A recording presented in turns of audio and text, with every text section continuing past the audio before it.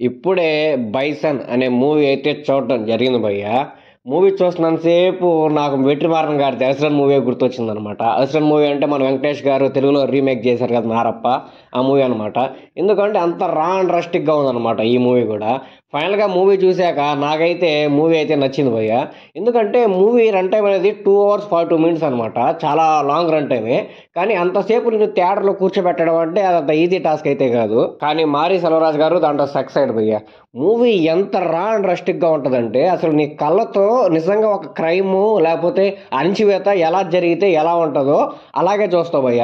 మన commercial cinema లాగా తలకాయ నరికితే ఇలా అవతల పడిపోవడం అలా ఇలా ఏముండదు. నిజంగా ఒక మర్డర్ గానీ లేకపోతే ఇంకేదో గానీ జరిగితే ఎంత రా అండ్ రస్టిక్‌గా ఉంటదో సేమ్ అంతే రా అండ్ రస్టిక్‌గా చూపిస్తారు మూవీలో. అండ్ చిన్న చిన్న గొడవలనేవి ఎంత దూరం తీసుకెళ్తాయని చెప్పి ఈ మూవీలో అయితే చాలా అంటే చాలా క్లియర్‌గా చూపించారు. మెయిన్‌గా మూవీ ప్లాట్ ఏందంటే 2 వర్గాల వారి మధ్య ధ్రువ్ విక్రమ్ ఎలా ఇరుక్కున్నాడు, ధ్రువ్ విక్రమ్ ఇరుక్కున్న తర్వాత ఆ కబడ్డీ అనే ఆట ఆ 2 వర్గాలని ఎలా చేంజ్ చేసిందా లేకపోతే వాళ్ళని ఇంకా దిగదాచి కొట్టుకునేలా చేసిందా, అసలు ఆ కబడ్డీ ఇన్వాల్వ్మెంట్ ఎంత ఉంది ఆ మూవీలో, ఇది అన్నమాట ప్లాట్ అనేది. నాకు మూవీ చూస్తున్నంత సేపు ఏంద్రా బాబు ఒక్కోడు ఎట్లా జీవిస్తున్నాడు, ఏం చంపేస్తారు కదా యాక్టింగ్ అనిపించింది. మెయిన్గా ఈ మూవీలో ధ్రువ్ విక్రమ్ గారి ఫాదర్ క్యారెక్టర్ అయితే ఒక యాక్టర్ చేసాడు భయ్య. ఆ యాక్టర్ యాక్ట్ చేస్తున్నంత సేపు ఎంత జెన్యున్గా చేస్తున్నట్టు అనిపిస్తుంది అంటే ఆయన ఎవరంటే సారపట్ట పరంపరలో ఆ ఊరు కోచ్ ఉంటాడు కదా ఆయనే అనమాట. దీంట్లో కూడా వాళ్ళ ఫాదర్ క్యారెక్టర్ అయితే చేసింది అనమాట. నాకు చాలా అంటే చాలా బాగా అనిపించింది. ఇంకా ధ్రువ్ గారు యాక్టింగ్ విషయానికి వస్తే చాలా సెటిల్ క్యారెక్టర్ అయ్యా ధ్రువ్ గారు. అంటే ఎక్కడ కోపం చూపించాలో అక్కడ చూపించాడు, ఎక్కడ సెటిల్గా ఉండాలో అక్కడ చూపించాడు. అంటే చాలా మైన్యూర్ ఎమోషన్స్ కూడా చాలా బాగా చూపించాడు అనిపించింది నాకైతే. ఎందుకంటే ఒక మనిషి ఏదో కోపం బాధ వస్తే ఏదో బయటికి నవ్వేసి ఏదో హడావిడి చేసి అట్టే ఉండదు. మన లోపల బాగుంటుంది కానీ మొహం మీద అంత బాధ చూపిలేవు. ఏదో కొంచెం లిటిల్ బాధ అయితే చూపించగలం.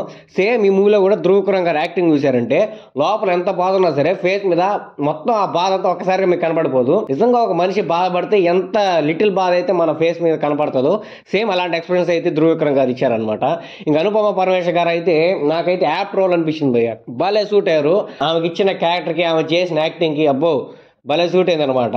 మనకు ఈ మూవీ తెలుగు వాళ్ళకి కొంచెం నచ్చకపోవచ్చు. ఎందుకంటే ఇదంతా తమిళనాడుని బేస్ చేసి ఇదంతా తమిళ వాళ్ళని బేస్ చేసి తీసిన మూవీ అనమాట.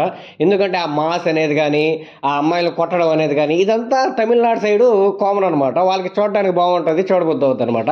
మేబీ ఈ మూవీ తెలుగు వాళ్ళకి ఎక్కదా అనేది నా డౌట్ అనమాట. ఎందుకంటే ఇంత రా అండ్ రస్టిక్గా తీసుకున్నప్పుడు మన వాళ్ళకి చూడడం కొంచెం ఇబ్బందిగా ఫీల్ అవుతాం అనమాట. ఎందుకంటే మన వాళ్ళంతా గొడవలంతా పెద్ద పెద్ద వాళ్ళకి జరిగిన గొడవలే కానీ ఇలా రైజ్ అయిన గొడవలు అయితే చాలా తక్కువ చూపించారనమాట మూవీస్లో.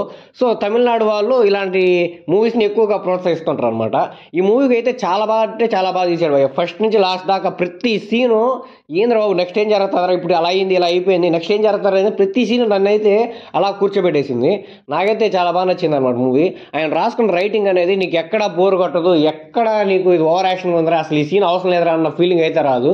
ఎలా అయితే రాసుకోవాలో అలానే పర్ఫెక్ట్గా రాసుకున్నాడు. చిన్న చిన్న విషయాల వల్ల గొడవ ఏంద్రా అట్ట అయిపోద్దని నువ్వు అనుకుంటే మాత్రం మూవీ చూడు. చిన్న విషయాలను కూడా ఎంత గొడవ వద్దని చెప్పి నీకు మూవీ ఖచ్చితంగా అర్థం అవుద్ది. ధ్రువ్ విక్రమ్ గారికి ఒక మంచి హిట్ పడిందని అనుకోవాలి భయ్య. అంటే ఈ మూవీ రన్ టైం ఎక్కువ హై మూమెంట్స్ లేకపోవడం వల్ల కమర్షియల్ మూవీ కాకపోవడం వల్ల పెద్ద సక్సెస్ అయితే అవ్వకుండా పోతుందేమో. కానీ ధ్రువ్ విక్రమ్ గారు, మారి సెల్వరాజు గారు, అనుపమ గారు అందరూ అయితే వాళ్ళ యాక్టింగ్ పరంగా వాళ్ళు ఇచ్చిన డెడికేషన్ పరంగా 100% సక్సెస్ అయినట్టే. కలెక్షన్స్ రానంత మాత్రం ఒక మూవీ చచ్చిపోయినట్టు కాదు. ఈ మూవీ అయితే కలెక్షన్ వచ్చినా రాకపోయినా ఒక మంచి మూవీ అని అయితే నాకు అనిపించింది భయ్య. కాబట్టి అందరూ థియేటర్లోనే 'బైసన్' మూవీని అయితే ఎంజాయ్ చేయండి.